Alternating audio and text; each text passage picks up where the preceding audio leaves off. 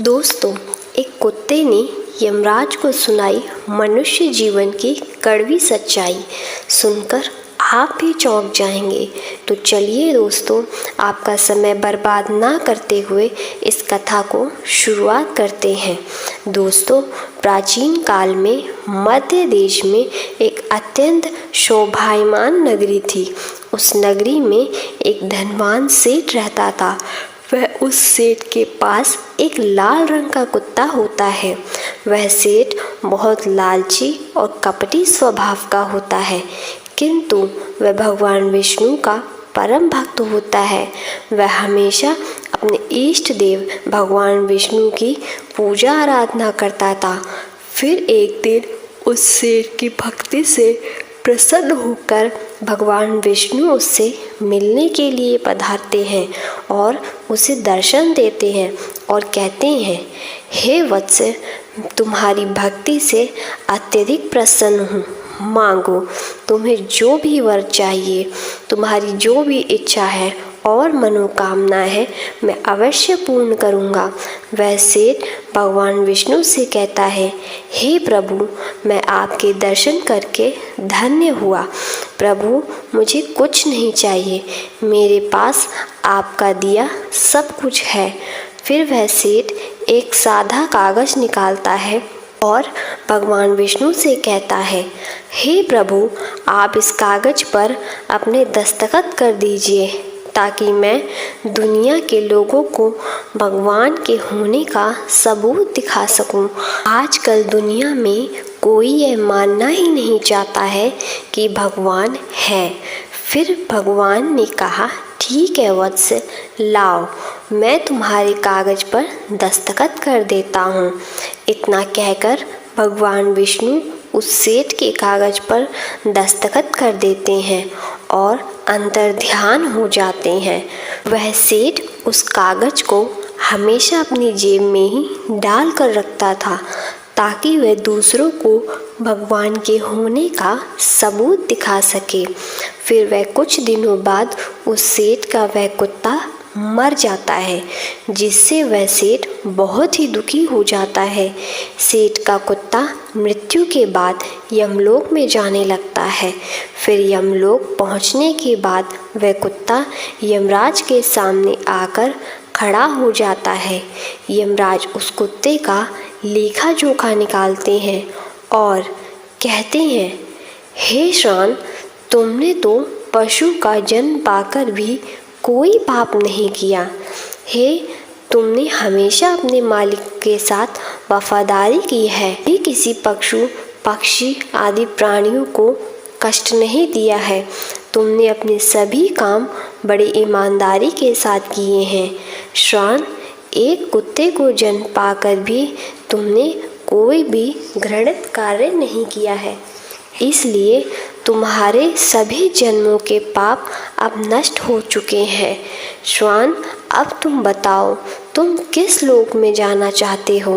तुम जहाँ जाओगे वहाँ तुम्हें भेजा जाएगा। तुम जिस प्राणी का जन्म चाहते हो वह जन्म भी तुम्हें दिया जाएगा। हम तुम पर बड़े ही प्रसन्न हैं। शीघ्र बताओ, तुम्हारी क्या मनोकामना है? फिर वह कुत्ता बोलने लगता है, हे धर्मराज, आप चाहे मुझे नरक में भेजो या स्वर्ग में, मैं कहीं पर भी जाने के लिए तैयार हूँ। लेकिन मेरी आपसे विनती है कि मैं जिस भी स्थान पर रहूं, मैं किसी मनुष्य के बंधन में ना रहूं। मुझे मनुष्य की गुलामी ना करनी पड़े और ना ही मुझे मनुष्य का जीवन चाहिए। आप कृपया करके मुझे कोई उचित स्थान प्रदान करें। कुत्ते की बात सुनकर यमराज आश्चर्यचकित होते हैं और सोचने लगते हैं कि मनुष्य का जीवन पाने के लिए तो देवता भी तरसते हैं, फिर यह कुत्ता मनुष्य का जीवन न देने की कामना क्यों कर रहा है। फिर यमराज उस कुत्ते से कहते हैं, हे श्वान, तुम मनुष्य से इतना द्वेष क्यों करते हो? मनुष्य का जन्म पाने के लिए तो बड़े बड़े देवता भी तरसते हैं। पृथ्वी पर तो मनुष्य का जीवन ही सर्वश्रेष्ठ है। फिर क्यों तुम मनुष्य का जन्म नहीं पाना चाहते हो। इससे पहले तुम्हें कभी मनुष्य का जीवन नहीं मिला है। शायद इसलिए तुम मनुष्य जीवन के फायदे नहीं जानते हो। तुम एक बार मनुष्य का जीवन प्राप्त करके देखो, तुम्हें पता चल जाएगा कि उसके कितने फायदे हैं। यमराज की बात सुनकर वह कुत्ता कहता है, हे धर्मराज, मैं जानता हूँ कि मनुष्य का जन्म कितना अनमोल है, लेकिन मनुष्य बड़ा ही स्वार्थी, धूर्त, कपटी और चालाक होता है। वह अपना मतलब देखने लगता है तो सही गलत सब कुछ भूल जाता है। उसकी तृप्ति किसी चीज़ से नहीं होती। सारे संसार का धन भी उसे मिल जाए तो भी वह संतुष्ट नहीं रहता। उसकी भूख कभी नहीं मिटती। मनुष्य बड़ा ही असंतोष होता है। वह कारण ही दुखी रहने लगता है और दूसरों को भी दुख देने लगता है। मनुष्य मुझ जैसे बेजुबान जानवरों को अपना गुलाम बनाकर रखता है और अपना काम निकलवा रहता है। इतना ही नहीं, मनुष्य तो भगवान को भी धोखा देता है। इसलिए मुझे मनुष्य जन्म नहीं चाहिए। यमराज कहते हैं, हे श्वान, तुम क्या कह रहे हो? मनुष्य भगवान को धोखा भला कैसे दे सकता है? तुम ज़रा बताओ, मैं भी तो जानूं। फिर कुत्ता कहने लगता है, हे धर्मराज, मनुष्य जब मंदिर में जाता है तो स्वार्थी मन से भगवान की पूजा करता है। भगवान से कहने लगता है, हे भगवान, मेरा यह काम है, बना दो। मैं इतने पैसे चढ़ाऊँ, दान धर्म करूँगा, भंडारा करूँगा, गरीबों को कपड़े दान करूँगा। लेकिन जब उसका काम पूरा हो जाता है तो वह सब कुछ भूल जाता है। आगे बढ़ने की होड़ में वह अपनों को ही शोषण करने लगता है। एक दूसरे की टांग खींचने लगे रहते हैं। ना खुद ऊपर उठने का प्रयास करते हैं, ना दूसरों को उठने देते हैं। ना चैन से खाते हैं, ना चैन से खाने देते हैं। अपना काम बनाने के लिए दूसरों को धोखा देता है। और उसकी धूर्तता तो देखिए, वह भगवान को भी लालच दिखाकर अपना काम बना लेता है। जब काम पूरा होता है तो कहता है, भगवान के पास तो सब कुछ है, मैं उन्हें क्या दे सकता हूँ। इस प्रकार से कहकर वे अपनी बात से मुकर जाता है। हे यमराज, इंसानों के बुरे कर्मों को गिनाते गिनाते मैं थक जाऊंगा, किंतु उसके बुरे कर्म समाप्त नहीं होंगे। उसकी चालाकी के आगे तो देवता भी कुछ नहीं है। कुत्ते की बात सुनकर यमराज कहते हैं, हे श्वान, माना कि इंसान बहुत चालाक है, लेकिन वह हम देवताओं को मूर्ख नहीं बना सकता, क्योंकि हमारे यहाँ जितने भी जीव आते हैं उन्हें हम ही दंड देते हैं। उसने पृथ्वी लोक पर कितनी चालाकी क्यों ना की हुई हो, उसे मृत्यु के बाद यहीं आना पड़ता है। सभी इंसान यहाँ पर आकर हमारे सामने रोते हैं, माफ़ी मांगने लगते हैं, नरक जाने के भय से और मेरे भयंकर रूप को देखकर थर थर काँपते हैं। सभी मनुष्य हमारे अधीन रहकर ही काम करते हैं। फिर वह कुत्ता बोलता है, हे धर्मराज, आपके पास जितने भी मनुष्य आते हैं वह सब मरे हुए होते हैं। आपका पाला किसी जीवित इंसान से नहीं पड़ा है। यदि आप किसी जीवित मनुष्य को यमलोक लेकर आओगे तब आपको पता चल जाएगा कि जीवित इंसान कितना खतरनाक होता है। उस कुत्ते की बात सुनकर यमराज को आश्चर्य हुआ और गुस्सा भी आ गया। वह सोचने लगे, यह तो हमारे यहाँ पर आकर हमारा ही अपमान कर रहा है। इस तुच्छ कुत्ते को दिखाना होगा, हमारे सामने कोई इंसान कुछ भी नहीं कर सकता। इंसानों की चालाकी हमारे सामने नहीं चल सकती।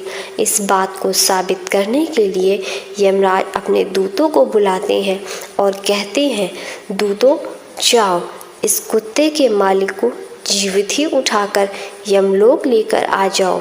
हम भी देखते हैं कि जीवित इंसान हमारे सामने क्या चालाकी करता है। अगर यह कुत्ता गलत साबित होता है तो इसे अनेक वर्षों तक नरक में डाला जाएगा। उस कुत्ते को पूरा यकीन था कि एक अकेला जीवित मनुष्य स्वर्गलोक में खलबली मचा देगा। फिर यम के दूत धरती लोक पर जाते हैं और उस कुत्ते के मालिक को अर्थात उस सेठ को चारपाई के साथ उठाकर यमलोक ले जाने लगते हैं। तभी बीच रास्ते में उस सेठ की नींद खुल जाती है और वे देखता है कि दो अत्यंत ही पुष्ट सींगों वाले यमदूत उसे चारपाई के साथ उठाकर यमलोक ले जा रहे हैं। वह सेठ उन यमदूत से तो पूछने लगता है, यमदूत क्या मेरी मृत्यु नींद में हो चुकी है? तब यमदूत कहने लगते हैं, नहीं मनुष्य, तुम अभी जीवित ही हो। फिर वह सेठ कहता है, फिर आप दोनों मुझे कहाँ ले जा रहे हो? मैंने कौन सा पाप किया है? यम के दूत उस सेठ को सारी कहानी बता देते हैं और कहते हैं, तुम्हारे कुत्ते ने यमराज से कहा है कि जीवित मनुष्य बहुत चालाक होता है, इसलिए इस बात का परीक्षण करने के लिए यमराज ने आपको जीवित ही यमलोक लाने के लिए कहा है। उस सेठ को पूरी बात समझ में आती है और फिर कुछ देर तक सोचने लगता है और फिर तुरंत उसकी जेब में रखा हुआ वह कागज निकालता है जिस पर भगवान विष्णु ने दस्तखत किए होते हैं। वह उस कागज पर कुछ लिख देता है और फिर से कागज को अपनी जेब में रख लेता है। यमदूत उस सेठ को लेकर यमराज के दरबार में उपस्थित हो जाते हैं और उस सेठ को देखते ही यमराज जोर जोर से हंसने लगते हैं और सोचने लगते हैं, यह तुच्छ मनुष्य भला मेरा क्या बिगाड़ पाएगा। फिर वह सेठ जाकर यमराज के सामने खड़ा हो जाता है और अपनी जेब से वह कागज निकालकर यमराज को देता है। जब यमराज उस कागज को देखकर खोलने कर पढ़ने लगते हैं तो वह तुरंत ही सिंहासन से उठकर खड़े हो जाते हैं और उस सेठ को सिंहासन पर बिठाकर खुद उसके स्थान पर खड़े हो जाते हैं, जिसे देखकर यमराज के सभी दूत चौंक जाते हैं। सोचने लगते हैं, यमराज ये क्या कर रहे हैं? एक मानव को अपने सिंहासन पर बिठा रहे हैं।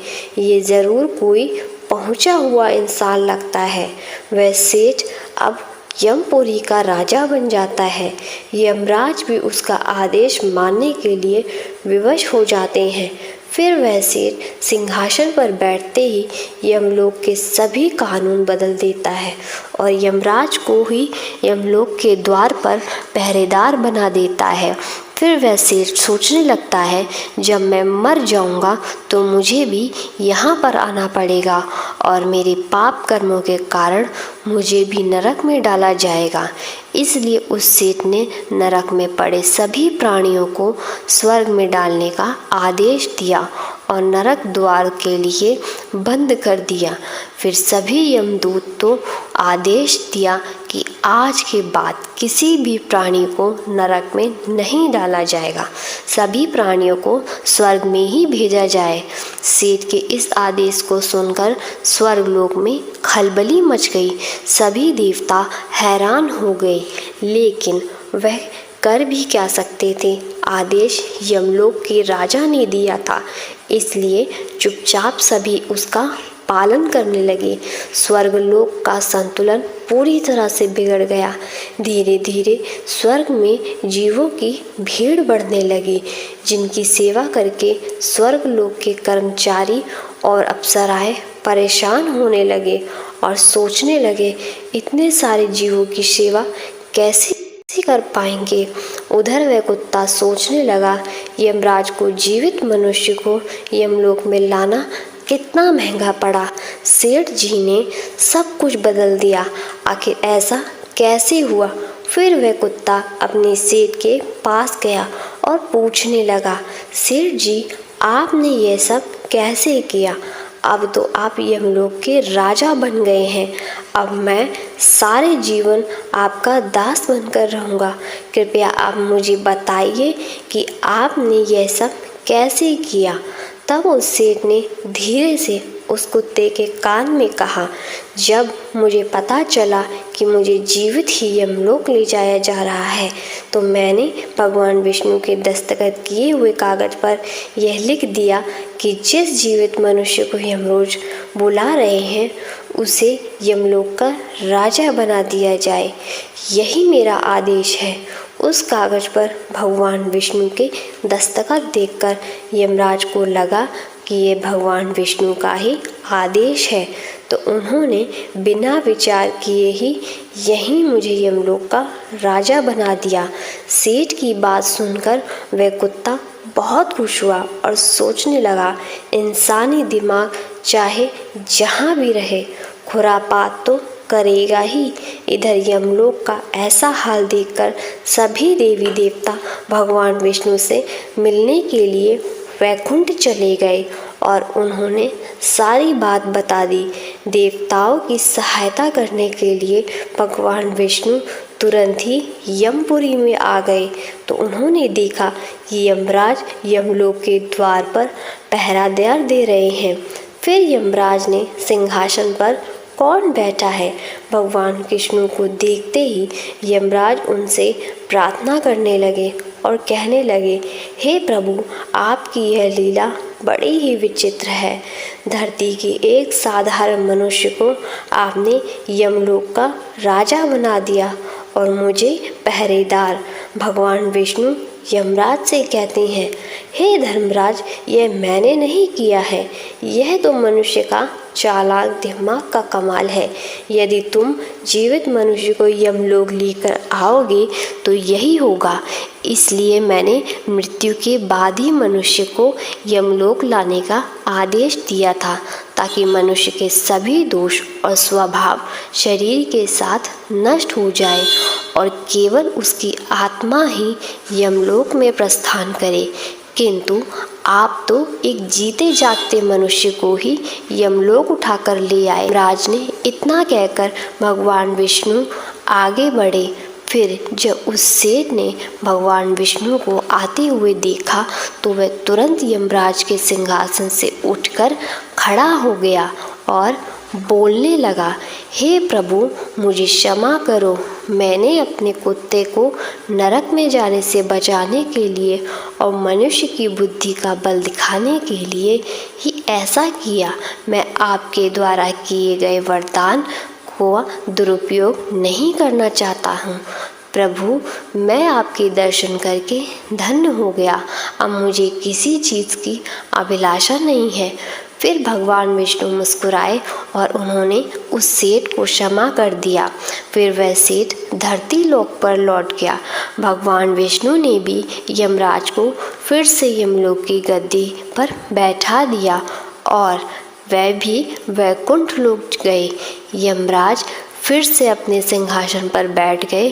तब वह कुत्ता यमराज से कहने लगा, हे धर्मराज, देखिए, आपने जीवित मनुष्य की चालाकी, एक जीवित मनुष्य क्या क्या कर सकता है, इसलिए मैं मनुष्य नहीं बनना चाहता। मनुष्य जब स्वार्थी बन जाता है तो वह अंधा हो जाता है। उसे दोस्त परिवार दिखना बंद हो जाते हैं। लालच में वह धर्म को भी भुला देता है और अनिष्ट कार्य करने लगता है। जब वह शास्त्र अनुसार कर्म करता है तभी तक सुखी रहता है और जब वो धर्म से विमुख हो जाता है क्लेश और बीमारियां उसे घेर लेती हैं और उसका पतन हो जाता है। फिर यमराज उस कुत्ते को क्षमा कर देते हैं, उसे स्वर्ग में भेज देते हैं और यमलोक के बदले हुए कानून को फिर से सही कर देते हैं। तो दोस्तों, इस प्रकार से एक कुत्ते ने यमराज को मनुष्य की जीवन की सच्चाई बताई है। यह कथा आपको कैसी लगी कमेंट करके ज़रूर बताएं। अगर यह जानकारी अच्छी लगी तो वीडियो को लाइक ज़रूर करें और कमेंट में जय श्री कृष्णा ज़रूर लिखें। हमारे चैनल को सब्सक्राइब करना मत भूलिएगा, क्योंकि मैं आपके लिए ऐसी ही और भी जानकारी भरी वीडियो लाती रहती हूँ। अब मिलते हैं आपको अपनी अगली वीडियो के साथ, तब तक के लिए आपका धन्यवाद।